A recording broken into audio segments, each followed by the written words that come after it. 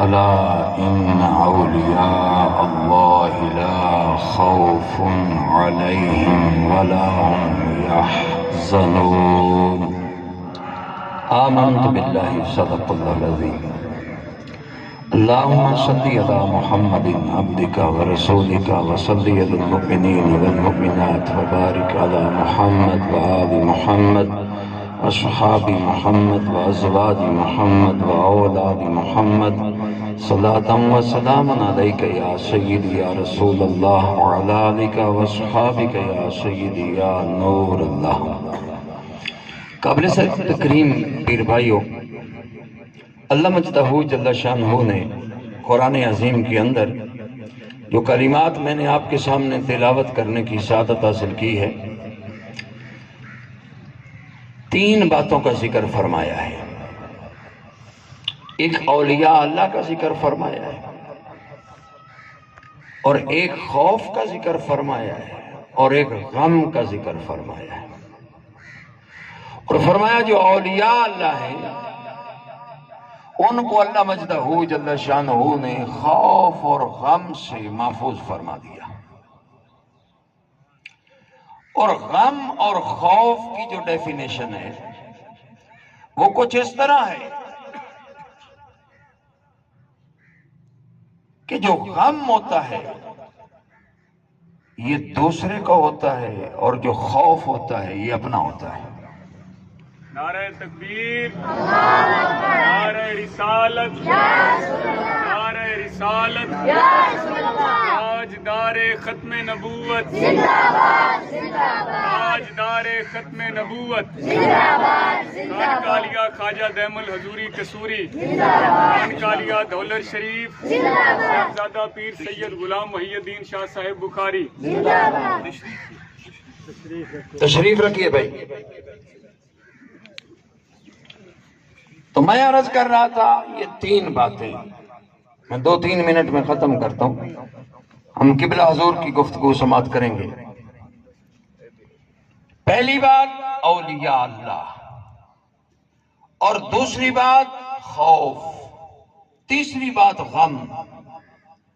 میں اس طرح سمجھاتا ہوں کہ کوئی مجھ پہ حملہ کرے تو میں خوف زدہ ہوں گا، میری طرف ڈنڈا آ رہا ہے، پتھر آ رہا ہے، گولی آ رہی ہے، ہاتھ آ رہا ہے۔ اور اگر کوئی میرا پیارا ہو اور کوئی اس پر حملہ کرے تو جب میں دیکھوں گا کہ میرے دوست پر، میرے ساتھی پر، میرے پیارے پر یہ کسی نے حملہ کر دیا تو جو میرے دل کی کیفیت ہوگی، پھر مجھے غم ہوگا کہ میرے ساتھی پر یہ حملہ کیوں ہوا۔ مجھ پر کوئی حملہ کرے، جو کیفیت ہے اسے خوف کہتے ہیں۔ اگر کوئی کسی میرے سنگی، بیلی، یار، دوست پہ حملہ کرے جو دل کی کیفیت ہے، اسے غم کہتے ہیں۔ تو بروز قیامت اللہ مجدہ جل شانہ اولیاء اللہ کو یہ شان عطا فرمائے گا کہ انہیں اپنے خوف سے بھی اللہ تعالیٰ محفوظ فرما دے گا، اور جتنے ان سے وابستہ وفادار جانثار ساتھی رفقا ہوں گے، اللہ تعالیٰ ان کی کسی قسم کی تکلیف انہیں نہیں دکھائے گا اور انہیں بھی محفوظ کر دے گا۔ لہذا اولیاء اللہ کو نہ اپنا خوف ہوگا اور نہ اپنے ماننے والوں کا غم ہوگا۔ اللہ تعالیٰ قیامت والے دن یہ اولیاء اللہ کو شان عطا فرمائے گا۔ اور ایک حدیث پاک کے اندر ہے کہ جب اولیاء اللہ میدان محشر میں آئیں گے، اللہ ان کے رخ انور کو، ان کے چہروں کو نور سے بدل دے گا۔ آنکھیں نور، کان نور، ناک نور، رخسار نور، لب نور، دندان مبارک نور، پورا چہرہ جو ہے اللہ تعالیٰ نور میں بدل دے گا، چہرہ نور کا۔ اور ان کے بیٹھنے کے لیے جو ممبر رکھے جائیں گے وہ بھی نور کے ہوں گے، تو جو اللہ ان کو لباس عطا فرمائے گا وہ بھی نور کا ہوگا۔ تو نور کا لباس، نور کا چہرہ، نور کا ممبر، اوپر جب بیٹھیں گے تو اندازہ کریں کتنا حسین منظر ہوگا. یہ اللہ مجدہ جل شانہ اولیاء اللہ کو بروز قیامت یہ عظمتیں اور شانیں عطا فرمائے گا. اور جو دل سے صالحین سے وابستہ ہو گئے، ان کے دامن مقدس کو دل سے نیتاً تھام لیا، پھر قیامت والے دن صالحین کے دامن کو تھامنے والے اللہ مجدہ جل شانہ ان کی نسبت اور وابستگی کا صدقہ انہیں بھی محفوظ کر دے گا. لہذا اللہ والوں کو نہ اپنا خوف ہوگا نہ اپنے ماننے والوں کا غم ہوگا.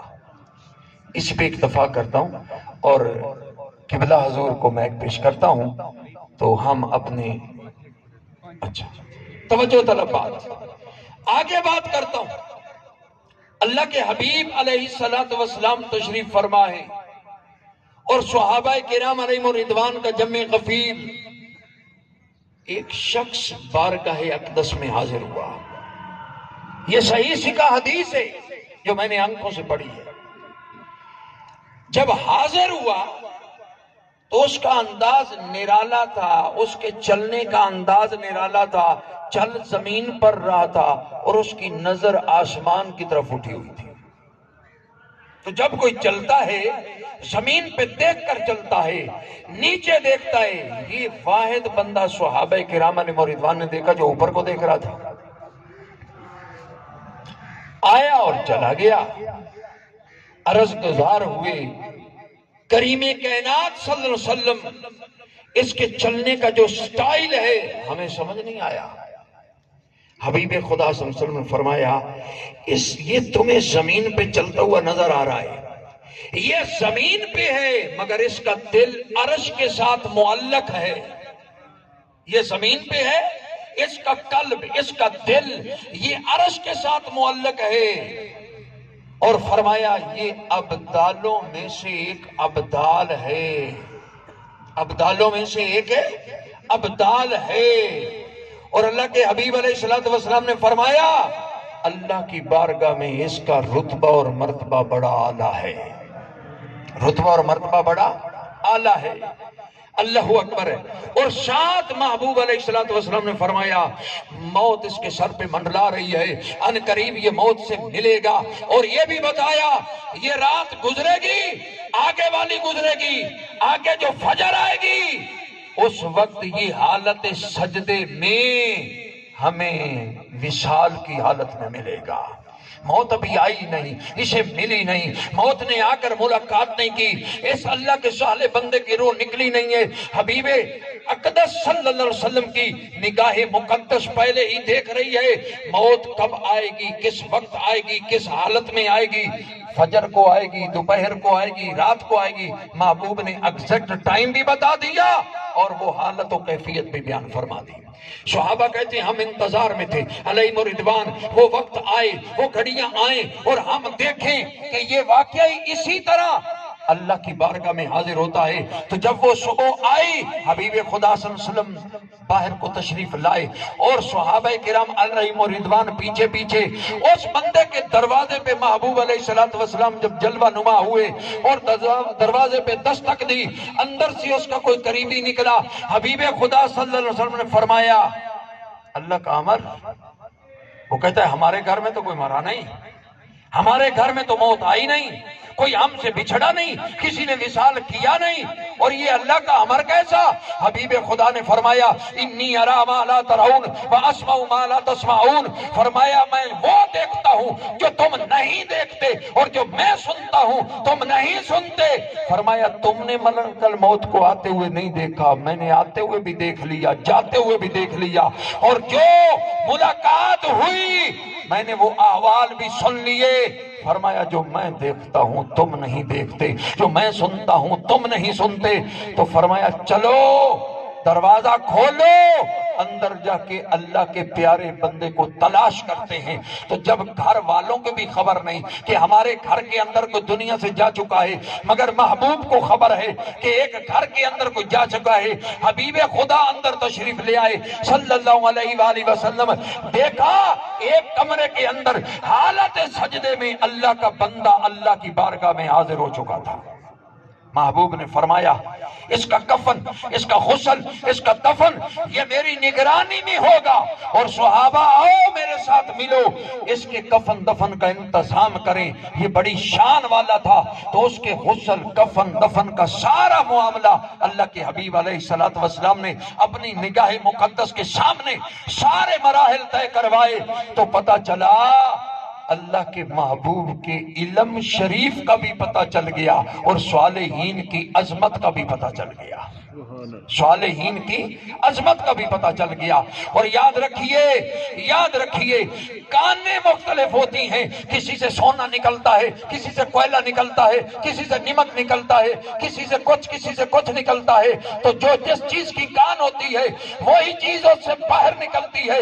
امام الانبیاء علیہ الصلوۃ والسلام نے فرمایا قلب الصالحین، جو یہ صالحین کے دل ہیں، فرمایا یہ معرفت کی کان ہے، یہ معرفت کی کان ہے۔